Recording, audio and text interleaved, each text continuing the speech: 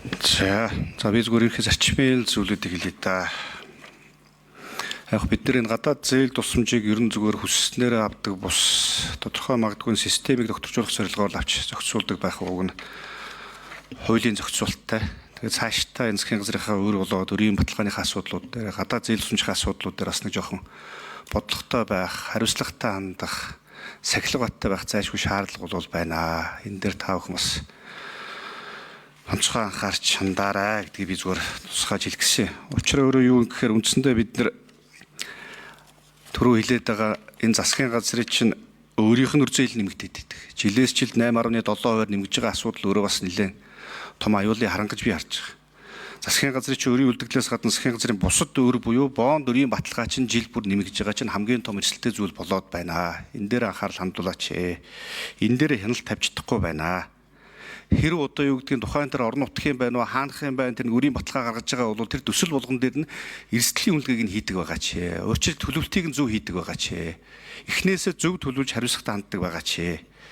Эрсдлийн үнэлгээ хийх нь зохицуултыг нь хуулийн дээр нь журам дээр нь таад өөрсдөө зохицуулт оруулж өгөөд хийхгүй бол наа чин цоорхоо хүүдий шиг ингээд нэг гардаг бас нэг юм онгорхоо нөхөлчлөө.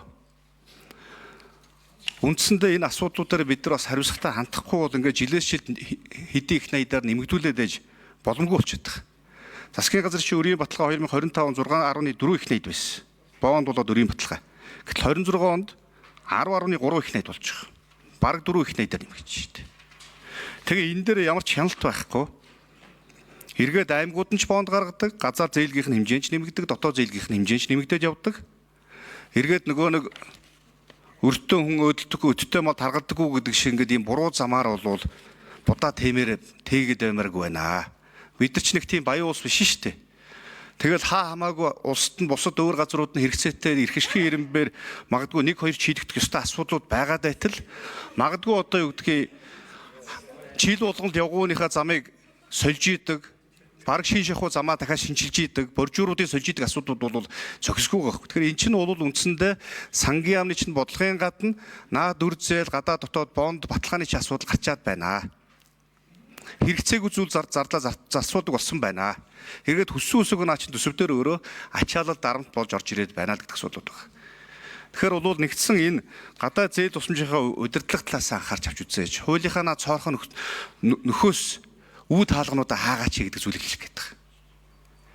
Энэ байдлаар бол нөхцөл байдал бол сайнгүй шүү. Энээс гаднаад төрийн болоод орон нутгийн өмчийн компаниудын чинь үрдэлбэр одоо хэд байгааг нь мэддэхгүй байгаа шүү дээ.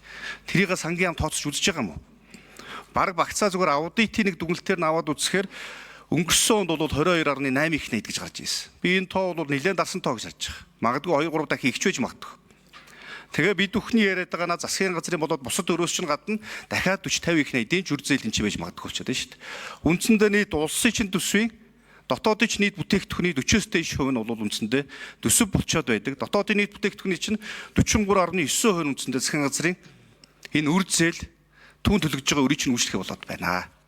Энэ бол хүссэн өсөөгөө төсөв санхүү эдийн засгийг бид салгаж ойлгож болохгүй болчиход байгаа. Макро эдийн засгийн чинь сөргөөр нөлөөлж байна. Валютын гадагшлах урсгал дээр чинь нөлөөлж байна.